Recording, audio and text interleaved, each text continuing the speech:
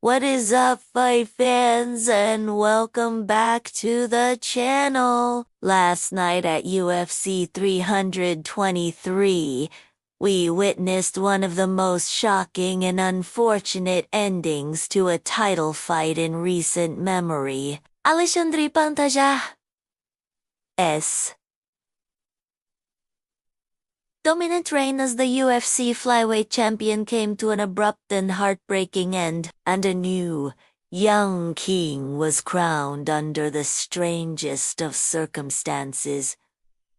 The co-main event between champion Alexandre Pantoja and challenger Joshua was over almost as soon as it began. Just 26 seconds into the very first round, Pantoja threw a high right head kick, then, showing sharp defensive instincts, caught the kick and used it to drive Pantoja to the mat.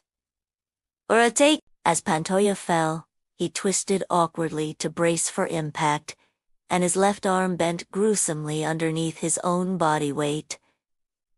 The injury was immediate and severe. Pantoja was clearly in agony, and the fight was waved off right away, resulting in an ATKO victory for Joshua.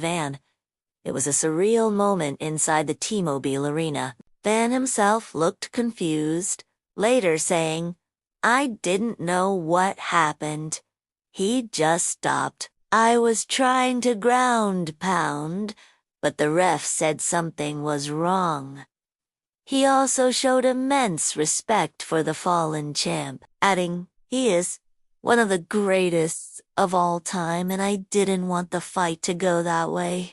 Pantoja, who hadn't lost in over 5 years and had successfully defended his title 3 times, was rushed from the octagon for immediate medical attention. This was a man building a legacy to rival the great Demetrius Johnson, and to see his run end this way was just devastating for him and for the fans. We all wish him a full and speedy recovery. But amidst the shock and disappointment for Pantoja, a new star was born. At just 24 years old, Joshua the Fearless is now the second youngest champion in UFC history. This caps off an unbelievable year for the young fighter. He went a perfect 4-2-0 in 2025, a year he started as a promising but unproven prospect, still recovering from a knockout loss in 2024.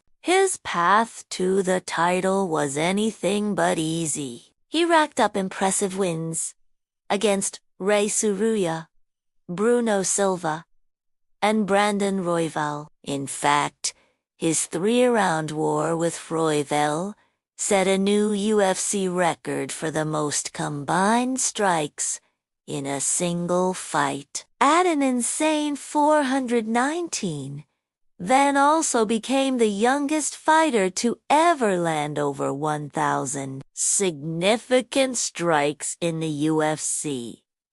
The guy is an absolute machine. Born in Myanmar and fighting out of Houston, Texas, Van's journey is truly inspirational. After the fight, in a powerful and emotional moment, he handed his newly won UFC belt to his mother. He proudly declared, "I'm so blessed. People of Myanmar, now the world will know of us."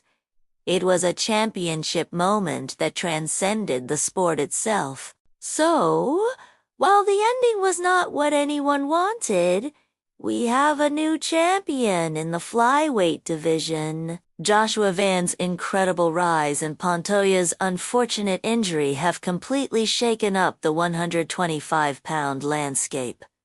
What happens next? An immediate rematch seems not only fair, but necessary. Once Pantoja is fully recovered, Van will likely want to prove he can win the belt without an injury stoppage, and Pantoja absolutely deserves the chance to reclaim his title. What do you guys think? Is an immediate rematch the only fight to make? Or should the division move on? Let me know your thoughts down in the comments. This was a wild night of fights, with an ending we'll be talking about for a long time. Thanks for watching, and if you're not already, make sure to subscribe for more UFC content. See you in the next one.